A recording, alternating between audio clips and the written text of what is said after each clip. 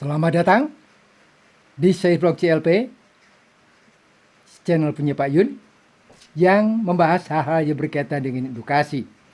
Pada kesempatan ini kita akan membahas tentang pangkat negatif, pangkat pecahan, dan perpangkatan. Nah, ini kombinasi dari 3 masalah tersebut.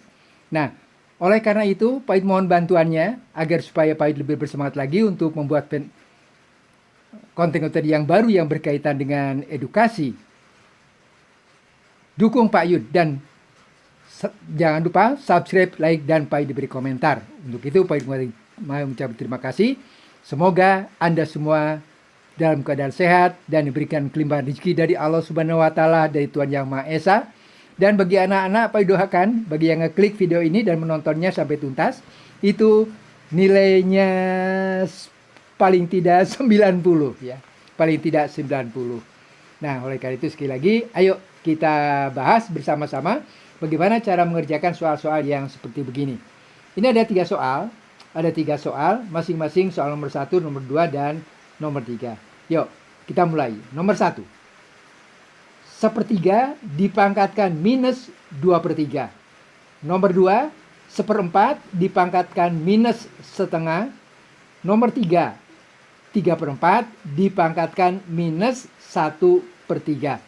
Diharapkan dengan hanya 3 contoh soal seperti ini, maka semua yang melihat, yang menonton, itu menjadi paham. Ya, kita mulai dari nomor yang pertama. Nah, di sini pecahan kemudian dipangkatkan pecahan yang juga negatif. Ini sebenarnya mudah saja mempergunakan kaidah yang seperti begini. Jadi kalau misalnya A per B dipangkatkan minus N, seperti begitu, ini bisa dibuat menjadi pangkat N-nya itu positif, kemudian ini dibalik saja. B per A pangkat N. Nah, begitu saja. Jadi tidak sulit.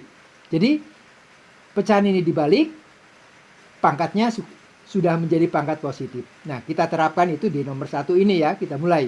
Jadi ini akan menjadi soalnya 1/3 dipangkatkan minus 2/3 akan menjadi 3 pangkatnya. Dari mana 3? 3/1 jadi 3 ya. Pangkatnya 2/3. Ya, begitu. Nah, sekarang kalau sudah begini, ini adalah pangkat pecahan. Pangkat pecahan ada kaitan eratnya dengan bentuk akar. Jadi di sini akan menjadi akar.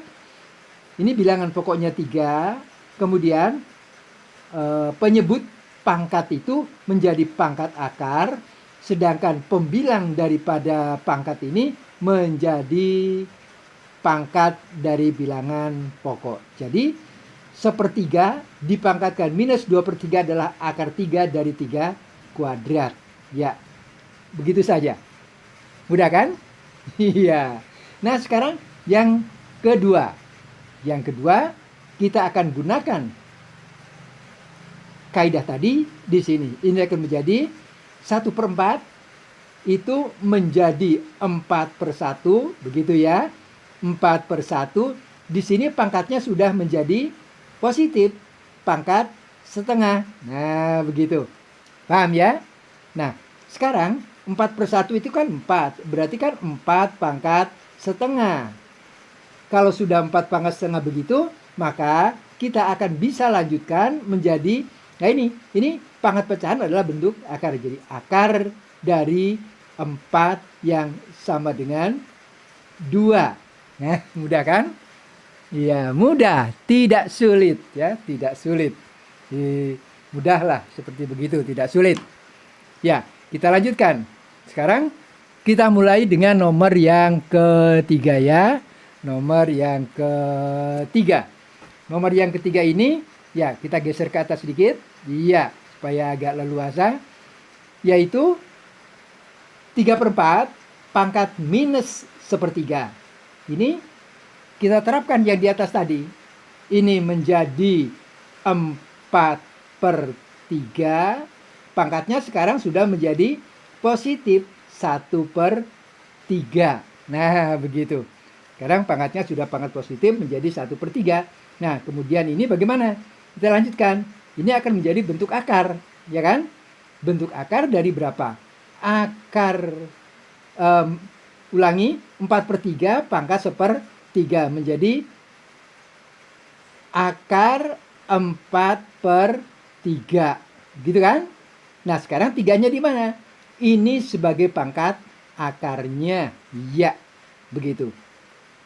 Nah, kalau begini, kita boleh melanjutkan seperti begini. Ini sama dengan akar 3 dari 4 per akar 3 dari 3. Iya. Kalau kita akan melanjutkan ini juga bisa, yaitu dengan cara dirasionalkan penyebutnya supaya tidak menjadi supaya ini tidak berbentuk tanda akar, gitu ya. Ya, jadi boleh ini akan dirasionalkan juga boleh, tapi sampai sini juga sudah dianggap benar. Nah, kalau akan dirasionalkan, maka kita akan melanjutkannya sebagai berikut. Ya, ini sama dengan akar 3 dari 4 per akar 3 dari 3, begitu. Ini kali akar 3 dari 3 kuadrat, begitu. Ini juga harus dikalikan dengan akar 3 dari 3 kuadrat supaya nilainya tetap. Dan ini akan menjadi bagaimana?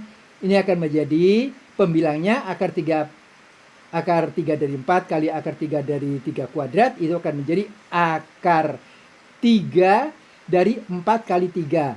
4 kali 3 kuadrat. 4 kali 3 kuadrat itu 4 kali 9. Nah, begitu. Kemudian yang penyebutnya akan menjadi akar 3 dari 3 kali akar 3 dari 3 kuadrat itu akan menjadi akar 3 dari 3 pangkat 3. Iya, begitu. Kemudian kita akan lanjutkan bagaimana? Nah, ini kita akan menjelaskan ini aja.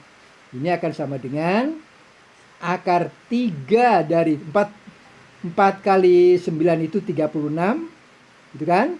Per akar 3 dari 3 pangkat 3 adalah 3. Dan ini akan menjadi 1/3 akar 3 dari 36.